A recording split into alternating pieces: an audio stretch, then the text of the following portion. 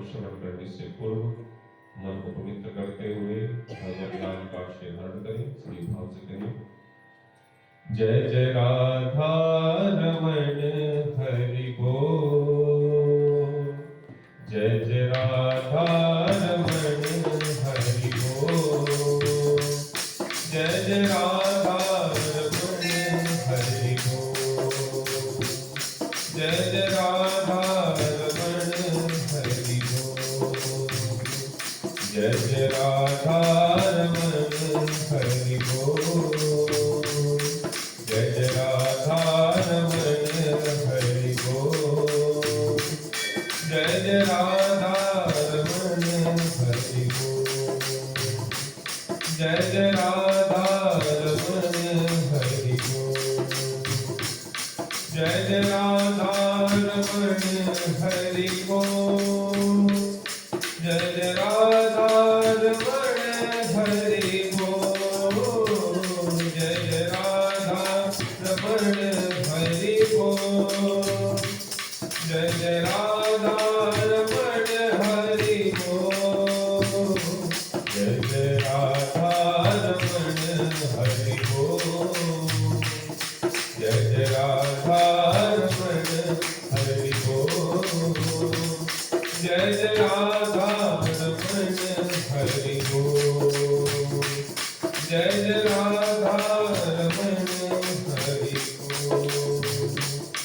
अखियन काजल मृग शोना तो अखियन काजल मृग शोना तो नख पे तर जादो सोना तो नख पे तर जादो सोना तो अखियन काजल मृग शोना तो अखियन काजल मृग शोना तो नख पे तर जादो सोना तो नख पे तर जादो सोना तो दो रथ के दो रथ के दो रथ के भरे हैं कपोल।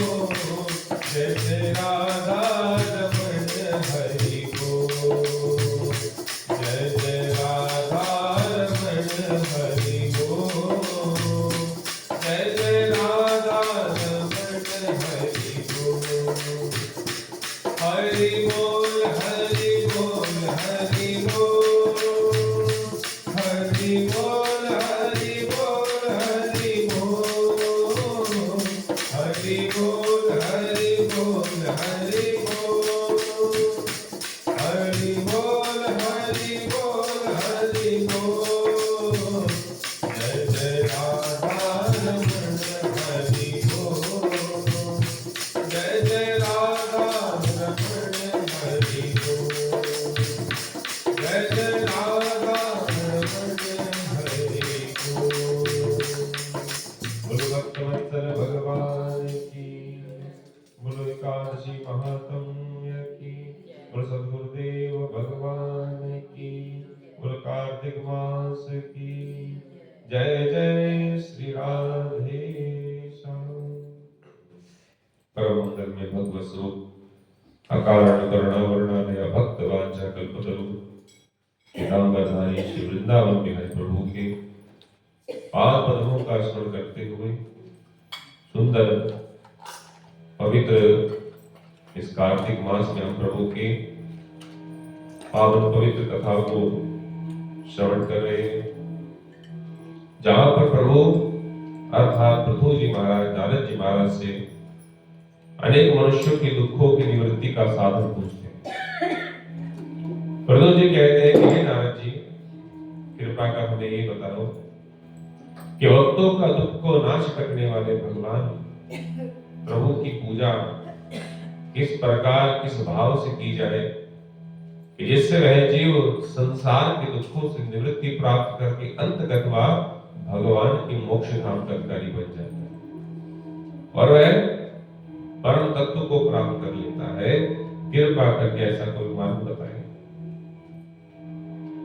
और नारद जी कहते हैं कि सुनो पृथु जी महाराज, मैं आपको उस विषय में बड़ी पुरातनीय एक इतिहास कथा को बताता हूं।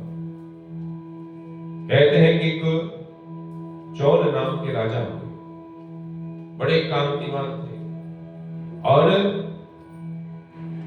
उनके राज्य के कारण इतना उन्होंने सुंदर राज्य किया जिसके कारण उनके राज्य का नाम भी चोल देश पड़ गया।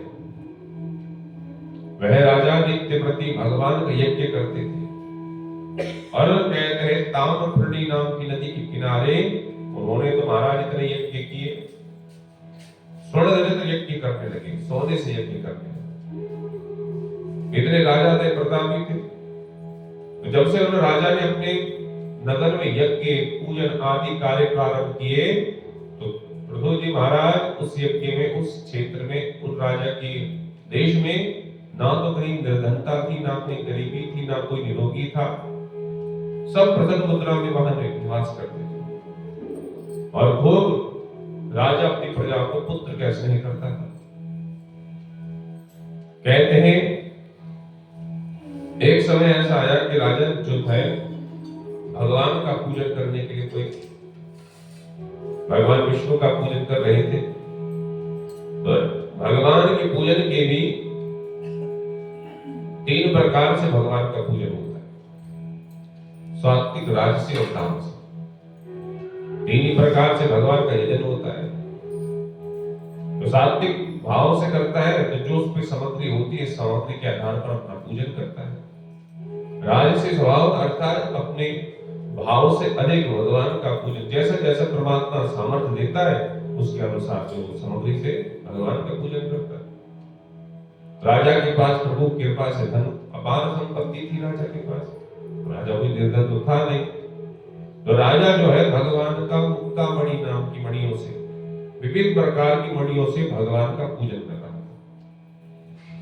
अब कहते हैं कि जैसे भगवान का पूजन करके बैठ करके एकांत में हाथ जोड़ करके भगवान का स्तुति कर रहा था। कहते हैं कि पृथु जी महाराज उसी समय गांव में रहने वाला एक विष्णु शर्मा नाम की ब्राह्मण देवता है, वो भी भगवान का पूजन करने के लिए पहुंचे। तो कहते जैसे वे भगवान का पूजन कर रहे थे तो उनके पास तो अनेक प्रकार के तुलसी दल थे, क्योंकि वहां तो राजा, पहले तो राजा में विष्णु जैसे सहस्त्र नाम होता है तो सहस्त्र नाम ना बलि से उन्होंने मुक्तामणि से भगवान का सहस्त्रार्चन किया, जिसे कहते हैं सहस्त्रार्चन।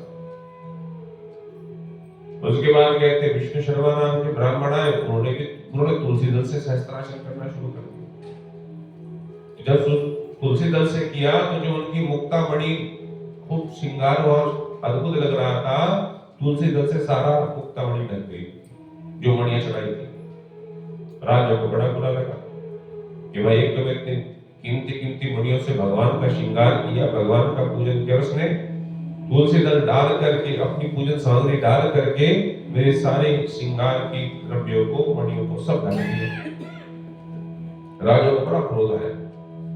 राजा ने कहा कि देखो जाति से ब्राह्मण तो है पर मुझे लगता है महाराज आपको पूजा करनी नहीं आती, कैसे भगवान की पूजा की जाती है इसका आप ज्ञान से अपूर्ण है।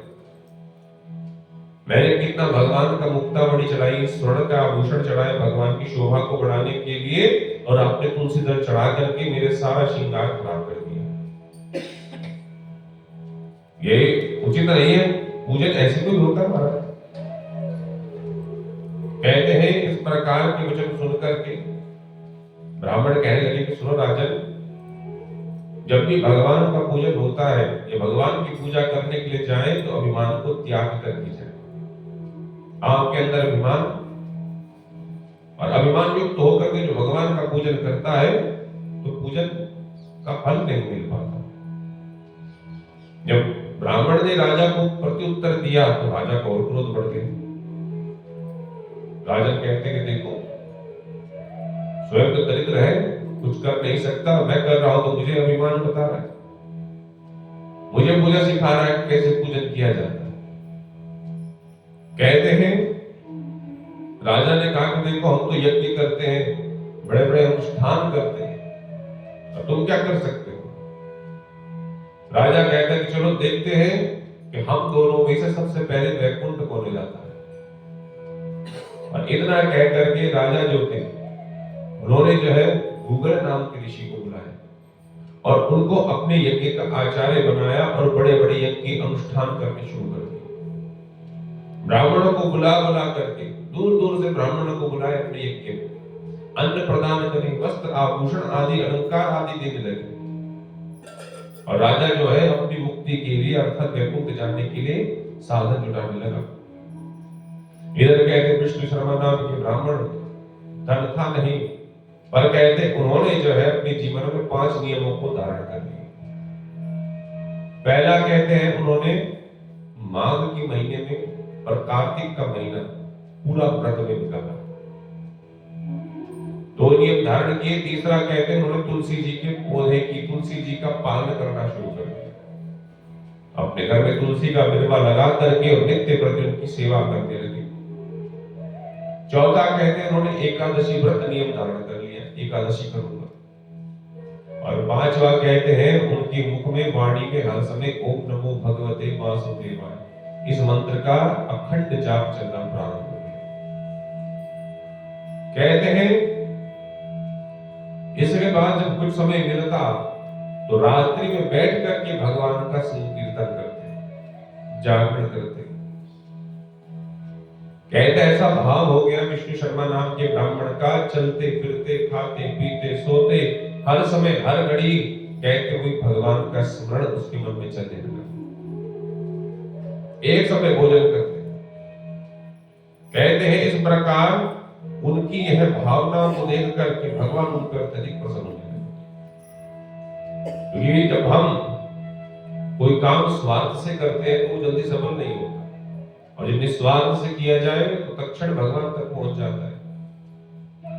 वह विष्णु शर्मा नाम के ब्राह्मण कहते हैं स्वयं मधुकरी अर्थात स्वयं भिक्षा लेकर के और स्वयं अपने हाथ से भोजन बनाते थे, और एक समय भोजन करते थे, सायंकाल भोजन बनाया, अपने प्रभु को भोग लगाया और स्वयं भोजन खा करके विश्राम करते थे।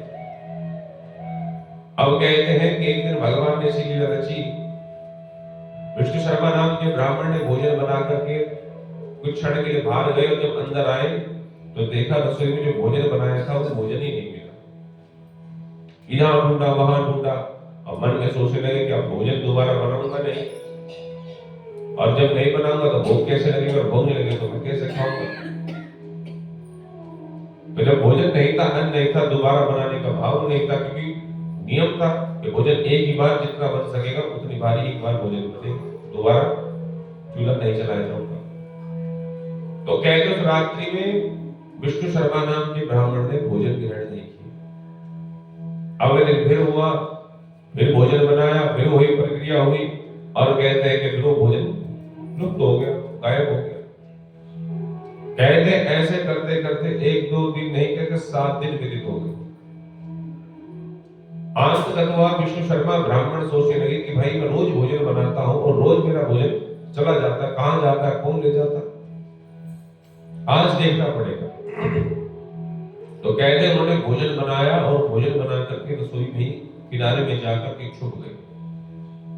थोड़ी देर बाद क्या देखा कि चांडाल आया, जिसका पूरा शरीर मलिन था, शरीर बिल्कुल सूखा हुआ, मानो पूरे शरीर में हड्डियां चमक रही। ऐसे स्वरूप देख करके वह चांडाल आया और विष्णु शर्मा नाम के ब्राह्मण के बना हुआ भोजन लेकर के जाने लगा। देख करके विष्णु शर्मा कहने लगे, अरे रुको भाई रुको, जा रहे हो, अरे दास के यहाँ पर थोड़ा घी भी पड़ा है, ये घी भी रोटी में लगाओ और आराम से खाओ। कहते जैसे उसने सुना तो डर के मारे घबरा गया, और घबरा करके भागने लगा, पैर उलझा और भव देसी भूमि पर गिर पड़ा और मूर्छित हो गया, गिर पड़ा।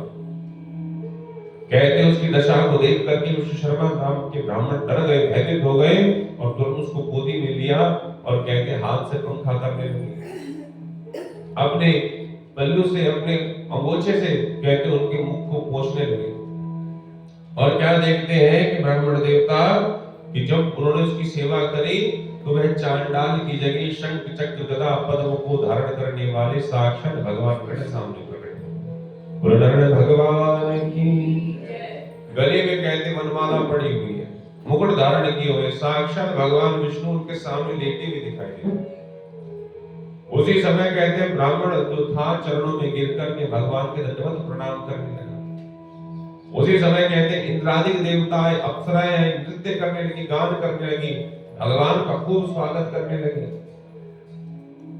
अपनी वाणी से भगवान के गुणों को गाने लगी। ऋषि लोग आए तो वह वेद वेदांत का घोष करने लगे, भगवान की दिव्य संस्कृत श्लोकों में स्तुति करने लगे। तब भगवान ने ब्राह्मण का बड़ा प्रेम से आलिंगन किया, हृदय से लगाया और उनको कहते अपना सारूप्य अर्थात अपना मुक्ति पद प्रदान कर दिया, मुक्ति धाम दे दिया। और कहते उसी समय वहां पर दिव्य विमान प्रकट हुआ और कहते इस विमान पर बैठ करके विष्णु शर्मा नाम के ब्राह्मण सीधा भगवान के वैकुंठ को प्राप्त हो गए।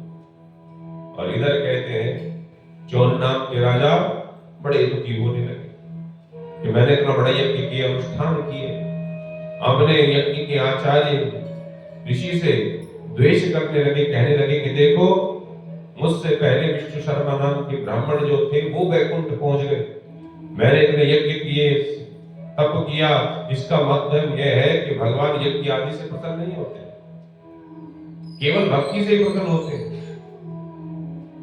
ऋषि कहते हैं कि देखो राजन, भगवान की भक्ति के प्राप्त करने के अनेक मार्ग है, पर तुम्हारा जो यज्ञ था ये कोई प्रसन्नता से नहीं, ईर्ष्यावद था कि किस प्रकार में इस ब्राह्मण देवता को नीचे दिखा सकूं। अगर यही यज्ञ भगवान के निस्वार्थ होता है तो तुम्हारा क्यों नहीं यज्ञ सफल होता और क्यों नहीं तुम्हें इसका फल मिलता। इतना जब ऋषि ने कहा उसी समय कहते राजा ने आजीवन ब्रह्मचारी धारण करने का निर्णय ले लिया और अपना राजपाट अपने संतान पुत्र को सौंप करके और स्वयं कहते हैं अपने सब कुछ पुत्रों को समर्पित करके और एक समय भोजन करते हुए भगवान की भक्ति में स्थिर होने के लिए घर परिवार का त्याग करते हुए और वन की तरफ निकल पड़े। कहते हैं इधर कहते हैं कि जो गूगल नाम के ऋषि थे, यज्ञ के आचार्य जी थे, उनको बड़ा क्रोध आया और कहते हैं उन्होंने शिखा को उखाड़ दिया। और तब से कहते हैं चोल देश में राजा का जो पुत्र था, कोई उत्तराधिकारी था नहीं, तो उन्होंने अपने भांजे को ही गद्दी समर्पित कर दी। और कहते तब से चोल देश में भांजा मामा का जो है उत्तराधिकारी कहलाने लगा। और गुगल ऋषि नाम के जितने भी इनके ब्राह्मण हुए, उनकी कुल के ब्राह्मण हुए, कहते सबने शिखा रखी, पर शिखा रखनी उन्होंने छोड़ दी, परित्याग कर दिया। जब से उन्होंने ऋषि अपनी शिखा का तोड़ करके उखाड़ करके फेंक। राजा ने अग्निकुंड में गिरने की कोशिश करी, जब यज्ञ सफल नहीं तो अपने शरीर को समर्पित कर देता हूं, तो कहते जैसे यज्ञ कुंड में समर्पित होने लगे तभी कहते वहां पर साक्षात यज्ञ पुरुष नारायण भगवान प्रकट हो गए और उन्हें राजा का आलिंगन किया और कहते फिर राजा को भी अपना सामीप्य अर्थात अपना वैकुंठ प्रदान कर दिया। और तब से कहते हैं विष्णु शर्मा नाम के ब्राह्मण और चौल नाम के राजा दोनों भगवान के वैकुंठ में पार्षद, पुण्यशील और सुशील नाम के दो द्वारपाल बने और वह भगवान की सेवा में सदैव तत्पर रहने लगे। इस प्रकार कहते हैं कि राजन, यह भगवान की पूजन का फल है कि जो भगवान का पूजन इस 5 नियमों को जीवन में धारण करता है तो वह अवश्य ही भगवान की धाम का अधिकारी बन जाता है। ऋषि कहते हैं, पृथु जी महाराज कहते प्रभु ये तो महिमा आपने बताई, तो कृपा करके हमको ये बताएं कि भगवान के मंदिर में भगवान के सम्मुख दीपदान का क्या महत्व है, उनके यहाँ पर मार्जन का क्या महत्व है, कृपा कर इसके बारे में बताएं। नारद जी कहते हैं कि सुनो पृथु जी, जैसा आपने अब एक प्रश्न किया है ऐसा ही प्रश्न मैंने भी अपने पिता ब्रह्मा जी से किया था और जैसा मेरे पिता ने मुझे बताया है वैसे मैं आपको बताता हूं। पिता ने कहा कि एक बार चंद्रवंश में बड़े प्रतापी राजा हुए जिनका नाम जयध्वज था। कहते ये भगवान के बड़े भक्त थे, खूब बड़ा साम्राज्य था, राजा थे, बड़े साम्राज्य थे। पर इनका एक नियम था कि वे नित्य प्रति भगवान के देवालयों में जाते, दीप प्रकाश करते और स्वयं भगवान के मंदिर में जाकर के वहां की सेवा करते। मार्जन का अर्थ होता है झाड़ू सेवा, है हाथ से सेवा करनी। जिस प्रकार हम भगवान की अपने घर की सेवा करते हैं ना, स्वच्छ करके रखते हैं अपने घर को, मकान को। कौन अपने घर में झाड़ू नहीं मारता, कौन ने अपने घर में पोछा लगाता। तो जैसा अपने घर में मार्जन करते हैं, कहते वैसे ही ये यध्वज नाम के राजा, प्रतापी राजा होने के बाद भी, असंख्य सेवक होने के बावजूद भी स्वयं भगवान के मंदिर का मार्जन करते थे, अर्थात सफाई करते थे। कहते हैं उन्हीं के विधिहोत्र नाम के कुल राज पुरोहित थे। जब उन्होंने राजा को, प्रतापी राजा को मंदिर में झाड़ू पोछा लगाते हुए देखा तो जाकर के पूछने लगे, महाराज भगवान की प्रसन्नता के तो अनेक माध्यम हैं, अनेक साधन हैं, पर आप विचित्र सेवा भगवान की करते हैं। आप स्वयं भगवान के मंदिर में झाड़ू पोछा लगा रहे हो, दीपदान करते हो, ऐसा आपका इस झाड़ू पोछे में क्या श्रद्धा है भगवान के मंदिर में करने से? क्या महत्व है दीपदान का? आप और भी साधन कर सकते हो, पूजन कर सकते हो, यज्ञ कर सकते हो। कहते हैं जब ये बात कही तो राजा ने कहा कि सुनो, मैं इस संबंध में आपको अपनी पूर्व जन्म की कथा को बताता हूं, क्योंकि भगवान के भजन का फल ये होता है कि हमें पूर्व जन्म की भी स्मृति बनती है। तो कहा कि महाराज आप इसे सुनिए। सतयुग में स्वारोचिष नाम की मनवंतर हुए। उसमें कहते वेद वेदांतों को जानने वाला एक ब्राह्मण, जो बड़ा विद्वान हुए भी, बड़े खोटी कर्म वाले भी हुए और बड़े दुष्कर्मी स्वभाव के। इस प्रकार के कृत्य को देख करके उसके भाई बंधुओं ने उसको घर से निकाल दिया। एक दिन में भूखा प्यासा अति दुखी होता हुआ, घूमता हुआ यहाँ वहां नर्मदा जी के तट पर जा पहुंचा और वहां उसने तट पर पहुंच करके अनायास, कहते हैं भूख के मारे, दुख के मारे उसके वही प्राणांत हो गए, मृत्यु को प्राप्त हो गए। कहते उसी ब्राह्मण की पत्नी जो थी, तो दोनों पति पत्नियों घर से निकाल दिया। तो जब पति मर गया तो कहते पत्नी जो है वो व्यभिचारिणी हो गई। तो कहते जिस समाज में रहती थी, जिस परिवार में रहा, कहते उन्होंने भी उसकी पत्नी का परित्याग कर दिया। कहते उसी पत्नी के गर्भ में एक दंडकेतु नाम का महापापी उत्पन्न हुआ। परंतु स्त्री तथा पैसे के अभाव में वह गौ और पशुओं को, अन्य जीवों को मार करके हत्या करने लगा। कहते हैं एक दिन रात्रि में वह स्त्री की अभिलाषा के लिए यहां वहां विचरण करता हुआ एक मंदिर में जा पहुंचा। कहते वहां पर खूब अंधेरा हो रहा था। तो कहते उसने वहां जाकर के सर्वप्रथम दीपक जलाया कि ताकि मुझे प्रकाश प्राप्त हो सके। प्रतीक्षा करने के लिए, बैठने के लिए स्थान ढूंढा तो स्थान देखा सब जगह गंदा पड़ा हुआ है। तो कहते उसने अपने अंगूछे से वहां के स्थान को साफ करना शुरू कर दिया कि भाई अपने रहने की, सोने की व्यवस्था कर सको। कहते जब ग्राम वासियों ने देखा कि भाई इतनी रात्रि के समय, अंधेरे के समय कोई हमारे मंदिर में, प्रांगण में कौन है जो इस प्रकार दिया जला करके वहां ढूंढ रहा है, घूम रहा है, टटोल रहा है, क्योंकि वो पहली बार उस नगर में गया, पहली बार उस मंदिर में गया। तो नगर वासियों ने सोचा कि लगता है कि रात्रि के समय कोई हमारे मंदिर में चोर घुसा है।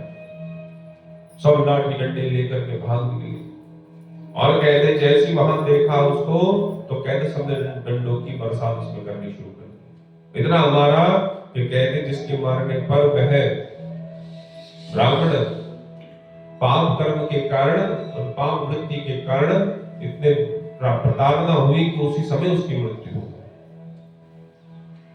जी कहते महाराज फिर तो अवश्य नरक में गया होगा, क्योंकि इतना पापी आदमी है, ब्राह्मण कुल में जन्म लेकर के भी ऐसे दुष्कर्म कर रहा है, व्यभिचार करता है। यह कहने पर नारद जी कहते सुनो राजन, वह तो नरक नहीं स्वर्ग लोक को प्राप्त हो गया। बोले ऐसे क्यों? तो नारद जी कहते कि सुनो राजन, उस समय बड़ा सुंदर कार्तिक का मास जो था, इस कार्तिक मास में कहते हुए अनायास उसने कार्तिक मास में मंदिर में दीप जलाने से उसको दीपदान का फल मिल गया। अपने सोने की व्यवस्था के लिए स्थान को साफ करने लगा तो भगवान के मंदिर में मार्जन की सेवा हुई, अर्थात भगवान की मंदिर की सफाई करने लगा। और इसी फल के कारण कहते उसको स्वर्गलोक की प्राप्ति होगी। और कहते हैं स्वर्गलोक में एक कल्प तक सुख भोग करके अपने पुण्यों के प्रताप के द्वारा वही ब्राह्मण पुत्र कहते इस मृत्युलोक में चंद्रवंश में राजा बन करके उसको जन्म प्राप्त हुआ। और इसलिए राजन कहते हैं कि रोहित जी इसी कारण से, क्योंकि पूर्व जन्म की सारी स्मृति मुझे याद है कि मैंने उस समय अज्ञान से लोभ के कारण कुछ पता नहीं था, बस सफाई के तात्पर्य अपने सोने की व्यवस्था के लिए मैं सोने के लिए प्रांगण साफ करने लगा और मंदिर में अपने रहने के लिए प्रकाश करने लगा। तो उसी प्रकाश से, उसी मार्जन से करने पर मुझे जो है स्वर्गलोक मिल गया और स्वर्गलोक के बाद अब चंद्रवंश का राजा बन गया। तो उस समय अज्ञानता से किया तो ये फल मिला। यदि मैं सच में श्रद्धावान होकर के वहां दीपदान कर देता, श्रद्धावान होकर के मंदिर में झाड़ू की सेवा, पोछे की सेवा कर देता, तो महाराज फिर पता नहीं भगवान मुझे क्या फल दे देते। तो उस समय की स्मृति अब तक याद है, इसलिए जो है मैं यहाँ पर स्वयं मंदिर में बैठ करके अपने हाथ से मार्जन करता हूँ, झाड़ू करता हूँ, पोछा करता हूँ, उसके उपरांत भगवान का दीपदान करता हूँ और उसी का फल है। इसलिए मेरी जो है श्रद्धा इस प्रकार इनके प्रति रहती है, इसलिए मैं सेवा करता हूँ और उसी के द्वारा हमें मुक्ति को प्राप्ति हो जाती है। सूर्य कहते हैं कि भगवान का जो कोई अज्ञानता से पूजन करता है तो वह मुक्ति का अधिकारी बन जाता है। क्योंकि हे ऋषियों, इस संसार में धन, पुत्र, स्त्री, बंधु, बांधव ये सब जो है नाशवान वस्तु है, मृत्यु को प्राप्त हो जानी है और मृत्यु हर घड़ी हर पल हमारे निकट में खड़ी हुई है। ऐसा विचार करके मनुष्य को सर्वदा भगवान की भक्ति करते हुए रहना चाहिए। जितना हो सके कहते मृत्यु लोक में रहे तो गंगा स्नान करे, अतिथियों की सेवा करे और भगवान के चरणों की सेवा करने पर पूर्व जन्म के सारे पापों का शमन हो जाता है। इसलिए मनुष्य को व्यर्थ में इस संसार के भोग को जितना हो सके भोग से दूर रह करके भगवान की भक्ति में अनरत रहना चाहिए। वही मनुष्य जन्म को सफल कर पाता है। नारद जी कहने लगे कि हे राजन, दूसरे के दीप को जलाने कर कहते इस प्रकार कर्म करने पर कहते मनुष्य को परम सुख की प्राप्ति हो जाती है। बोलो नारायण भगवान की, बोलो कार्तिक महात्म्य की जय।